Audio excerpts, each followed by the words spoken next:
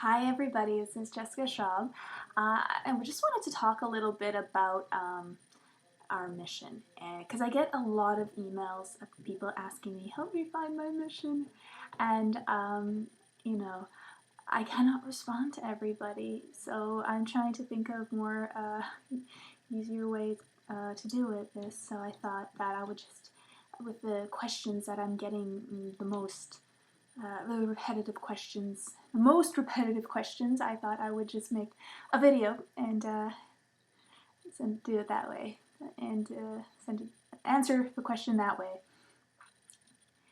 So about your mission, first I do like to, what I do with people is I usually, I do know what it is, but I really am not supposed to tell you, because it's disrespectful to you discovering it for yourself.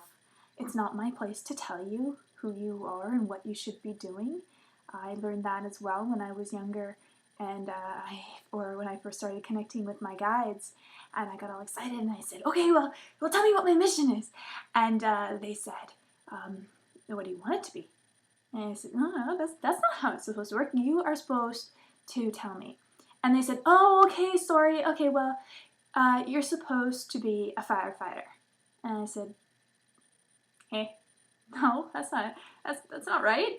And they said, well, you see, Jess, it's not on us, even the guides, it's not on the guides to tell you what it is. So you know yourself better than anyone, so you have to help yourself create this answer.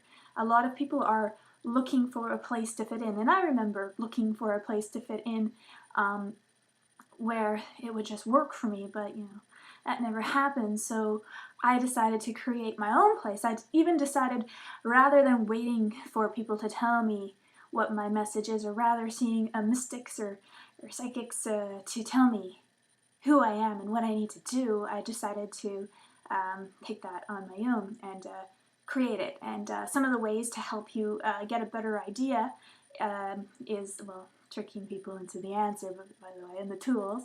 On my website, I asked 3 questions, which is, when you were a child, what did you want to be when you grew up? Because when we are born, we know exactly who we are and what we came to this planet to do. So if you get in touch with that part of yourself, then you have a little piece of the puzzle. Even if it's something really out there, like astronaut, for example. Andrew Bashiago, when I asked him that question, he said astronaut. And then he also spoke about, then he says, but now I'm a lawyer, and now you combine these two, and it's kind of like an exopolitics kind of a thing. But anyway, back to the subject. And the other question I like to ask is if what are your passions? What do you love to do right now? What are your skills and your talent and things like that? Mainly, what are your skills and talents? I don't want the questions to overlap. And so people, they have that as well to work with. And then I say, now if you could be doing anything with your time, money, and energy, and money wasn't an object, what would you be doing? This is a really important question, because this gets all other factors out of the way, or reasons why we can't to just think about that. And then also, if that still doesn't help you, for me, I don't lock my mission in a box. It's not one thing. It's many things. It's whatever I can do, whatever comes to me in the moment. If it's just kindness, if it's a smile, if it's just being there for someone, I'll do that. But I also think that it's important for us to be ourselves while we're doing it. That a lot of people are looking for truth, and we're more willing to adopt other people's truths rather than our own. So Deepak and Eckhart, they sell a lot of books, and they're making a lot of money, so they're really successful with their truth, so it must be my truth. But that's not necessarily true, because your truth is just as valid and is a piece of the puzzle that is needed for the world.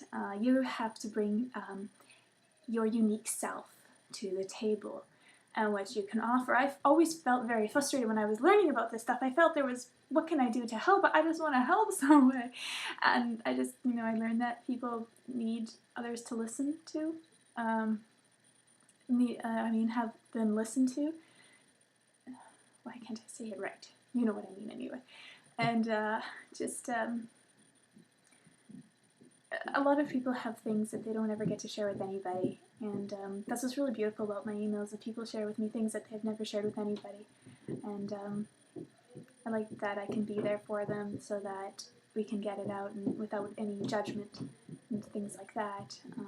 It's really healing. It is really therapeutic. I mean, that's really why I shared about my father in my Project Camelot interview, because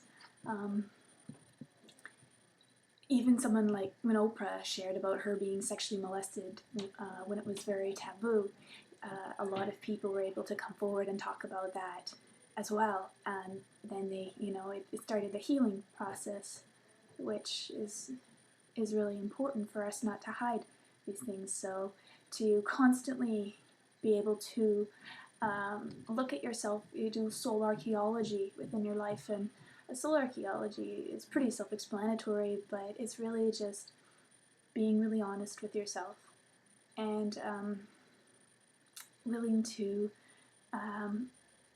go to areas that you may not have wanted to go within yourself before because it was too scary or too painful, but going back there and healing and accessing what you knew in that time helps to piece together your mission as well.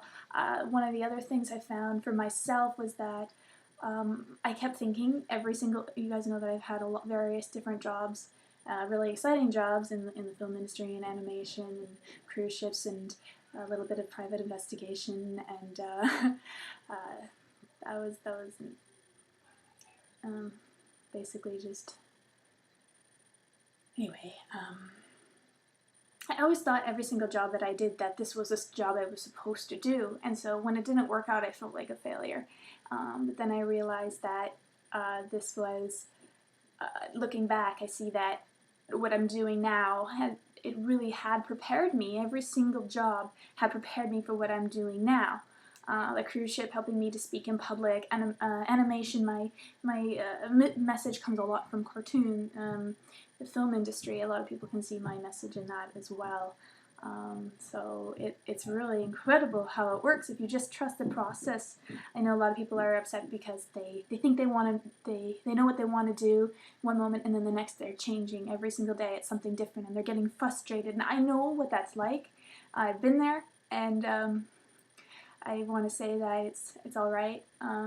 Just be patient with yourself. It's all coming together. That everything that you've gone through, life is molding and shaping you into the person you need to be to do what you came here to do. And if you don't beat yourself up, and if you are more kinder and gentler with yourself, if you forgive yourself, then you're able to do even more soul archaeology, but you're also able to allow your mission to reveal itself to you. And a lot of the times it's a hybrid. It can be many different things pieced together, and then it's also ever expanding, so don't lock your mission into a box as well.